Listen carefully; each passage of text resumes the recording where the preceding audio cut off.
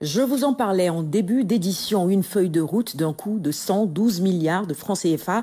C'est ce que le Collège des commissaires de l'UEMOA a fini de tracer. CAP 2025 est son nom. Entendez, cadre d'action prioritaire, une vision qui veut relever 3 principaux défis économiques, sanitaires et sécuritaires. La commission de l'UEMOA a partagé les actions majeures de ce CAP 2025 avec des journalistes de tous les pays de l'espace. Le grand format économie s'arrête ce soir sur cette feuille de route. Envoyé spécial à Ouaga, Aramdao. 8 pays en destin commun et des informations partagées, serait-on tenté d'ajouter.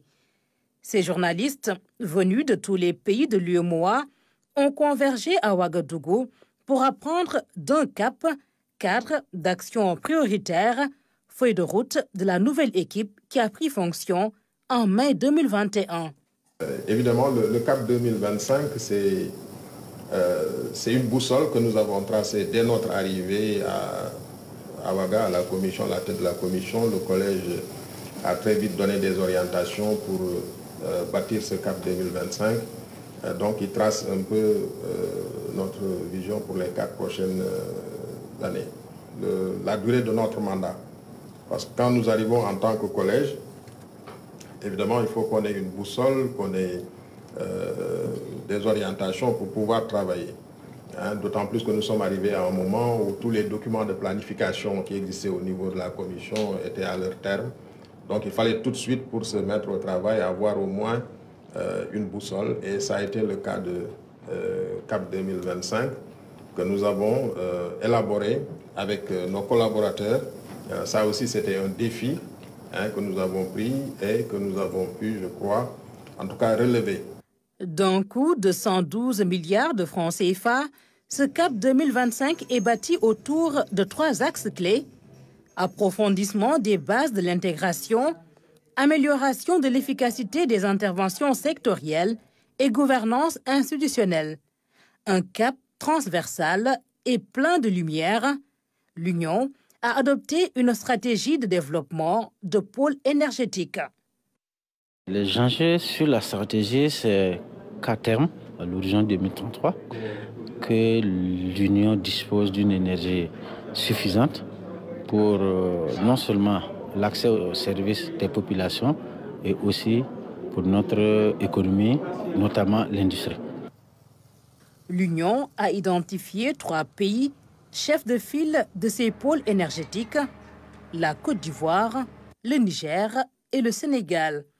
Ils ont le potentiel qu'il faut pour assurer leurs propres demandes et alimenter l'Union selon les principes de coopération, de solidarité, de compétitivité, entre autres.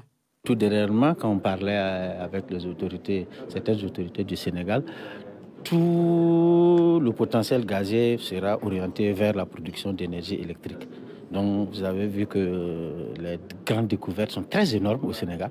Et ça serait un pays quand même, un pays énergie dans les années qui viennent et qui va tirer quand même les autres États de l'Union. Raison pour laquelle nous avions dénommé Pôle Sénégal. Vous avez vu, derrière le Pôle Sénégal, il y a beaucoup d'États qui seront là-bas, même des États hors UEMOA.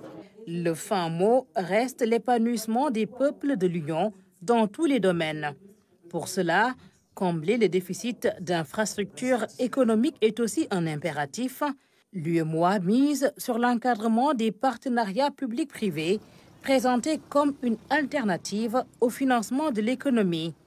Le rôle de la commission de l'UEMOA, c'est justement donc d'harmoniser les réglementations et de s'assurer que des dispositions sont prises au niveau donc des législations nationales. Donc l'UEMOA a non seulement élaboré une stratégie d'encadrement des partenariats publics-privés pour s'assurer de cette harmonisation-là, mais a également fait adopter par le Conseil des ministres, donc le 30 septembre dernier, une directive qui permet donc d'avoir non seulement un cadre réglementaire, mais également institutionnel au niveau de chacun des États membres et qui permet de s'assurer que l'ancrage des PPP au niveau de chacun de nos États membres donc, est similaire. Il faut savoir que le partenariat public-privé, non seulement c'est une bonne alternative de financement si c'est bien préparé, bien maîtrisé, mais également c'est une manière de pouvoir recourir à l'expertise du privé.